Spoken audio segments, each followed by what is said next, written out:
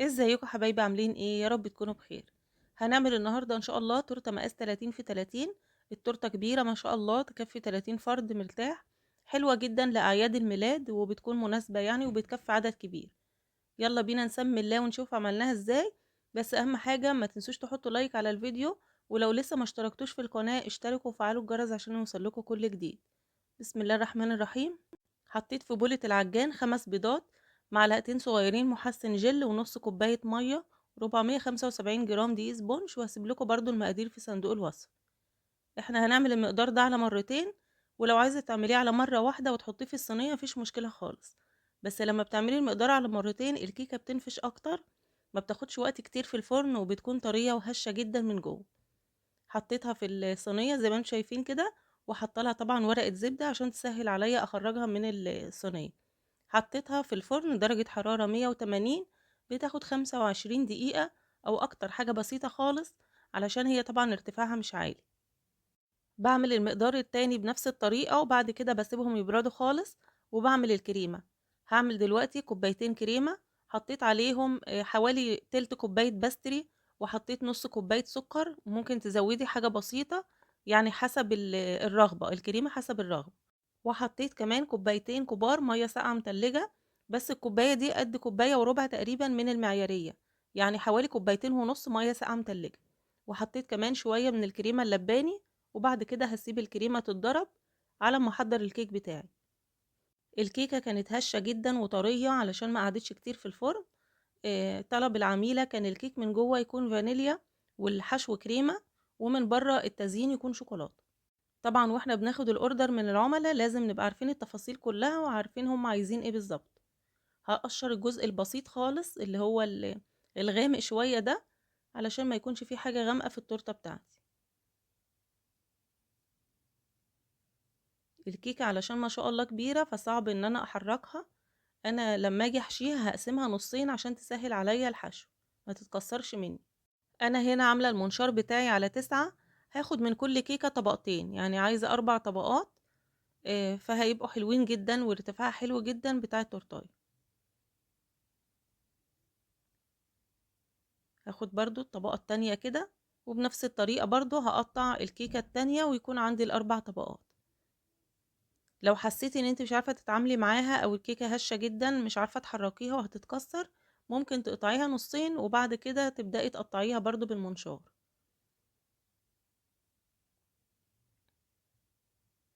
كده تمام. هترجع تاني تلزق في بعض لما احط الكريمة، ولا كأننا قسمناها ولا اي حاجة. هنبدأ دلوقتي. انا حطيت كيس في الصينية، وهبدأ احشيها بالكريمة اللي احنا حضرناها مع بعض.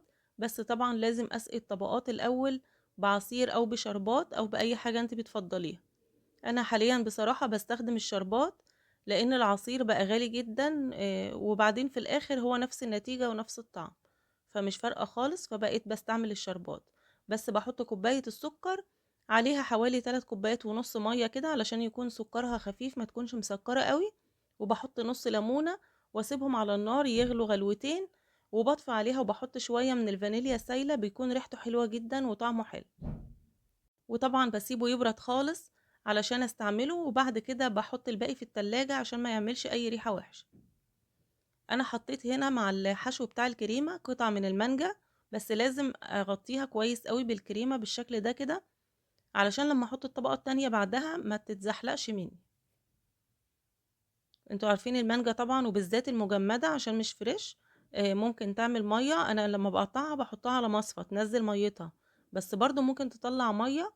فعلشان كده لازم نغطيها برضو بطبقة الكريمة، علشان بس ايه، نضمن ان الطبقة اللي بعدها تلزق فيها. حشيت برضو طبقة مانجا وطبقة صوص فراولة بالشكل ده كده.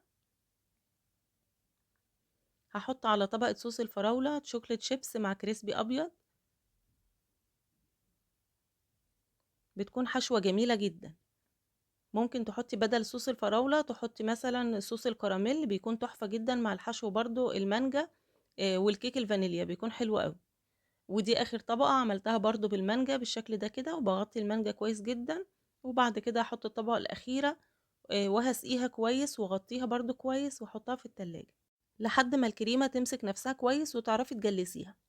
دلوقتي هنعمل بقى الكريمة اللي هنجلس بيها. هاخد كوباية وحاجة بسيطة كده من الكريمة،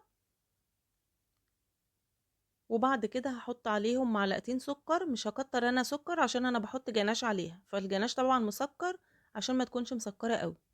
وهحط كوباية وربع من المية الساقعة المتلجة. هنا ما بزودش المية علشان انا بحط جناش، والجناش بيكون سوائل، فالكريمة علشان ما تسحش مني ما بزودش هنا المية. تمام. بعد ما بضرب الكريمة كويس جدا بحط عليها بقى الجناش بتاعي. انا هنا حاطه 300 جرام شوكولاته، حاطه نصهم ميه. بحط الميه تغلي على النار، وبعد كده بكون مقطعه الشوكولاته قطع صغيره خالص وبحطها فيها، بقلبها بتسيح على طول، وبسيبها تبرد شويه قبل ما احطها على الكريم. طبعا ممكن تحطي لبن وممكن تحطي كريمه لباني زي ما تحبي، بس هي كده بتكون طعمها تحفه ولونها كمان بيكون غامق وحلو قوي. بستخدم شوكولاته سما اللي هي ساده. لو عايزه تستخدمي شوكولاته بالحليب وعايزة لونها برضو يغمق شوية، ممكن تحطي لون جل بقى بني، هيكون لونه حلو قوي برضو. دلوقتي بقى بحط الطبقة بتاعة التجليس، ببدأ بطبقة خفيفة كده نلم بيها الفرافيت ونظبط الدنيا كده، وبعد كده بنحط طبقة تانية علشان يكون شكلها أحلى. بالراحة كده وننعم التورتاية ونقلب الكريمة بتاعتنا كويس جدا علشان أي فراغات هوا تطلع منها ويكون شكلها حلو. البورد اللي انا مستعملاه يا جماعة مقاس 40 في 40، يعني التورتة 30 في 30 والبورد 40 في 40، علشان بس لما اجي احطها في العلبة ما تلزقش في اي جنب من الجناب وتكون واخدة راحتها كده، ما بقاش قلقانة في النقل ولا اي حاجة. لازم تكون البورد اكبر من التورتة بشوية حلوين كده علشان بس النقل، وما تبقيش قلقانة بقى وانتي بتحركيها وكده. بنعم بقى التورتاية كده من كل الجوانب بالسكرابر وبالسباتولا زي ما انت عايزة، يعني الحاجة اللي بتريحك اشتغلي بيها.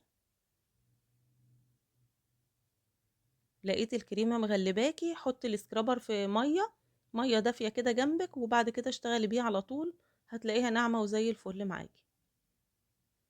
عايزة اقول لكم ان الكريمة برضو لو بتغلبكوا قوي ممكن تضربوها وتحطوها في التلاجة شوية لحد ما تسقع خالص، وبعد كده تطلعوها تقلبوها كويس جدا وتجلسوا بيها، بتكون ناعمة وما فيهاش فراغات هوا خالص وبتكون اسهل بكتير.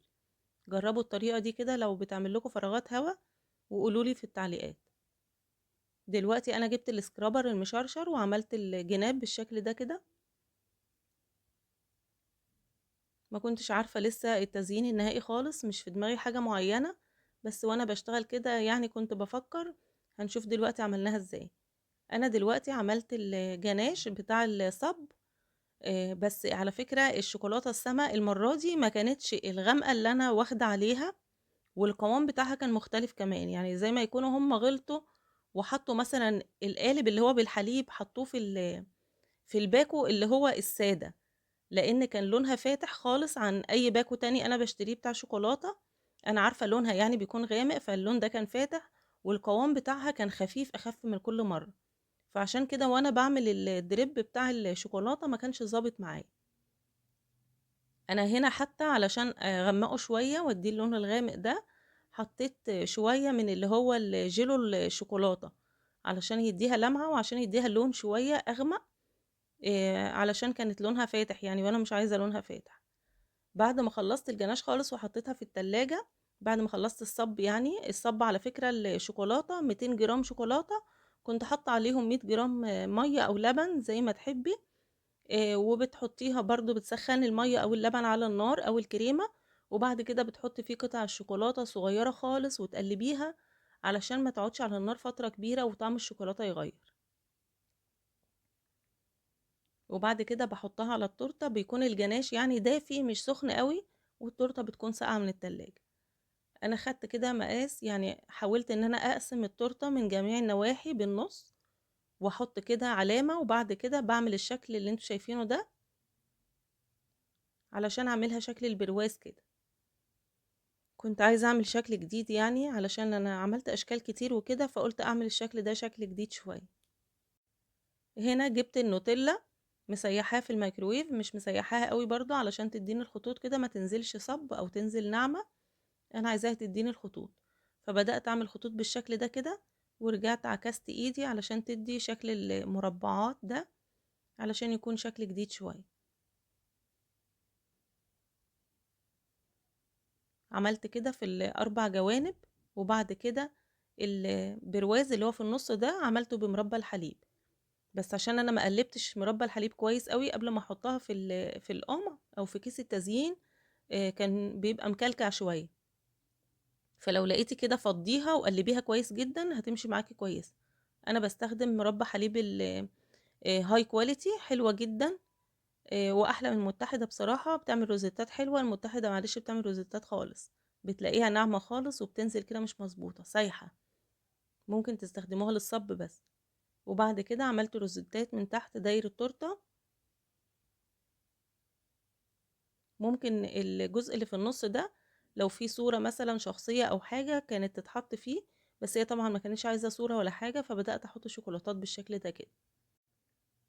اي نوع بقى عندك واي رصة كده. انا بدأت احط بشكل عشوائي بصراحة، قلت اكسر اللون كده بالرولانة اللي هي البيضة دي، وحطيت شوية من اللوز المحمص وشوية شوكولاتة، وحطيت في النص كريسبي كبير وصغير.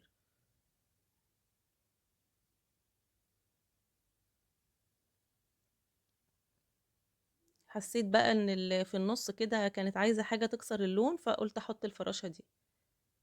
ايه رأيكم في شكلها النهائي؟ يا رب يكون عجبكم. لو عجبكم ما تنسوش تعملوا لايك وشير وسبسكرايب وتفعلوا الجرس عشان يوصل لكم كل جديد. اشوفكم على خير.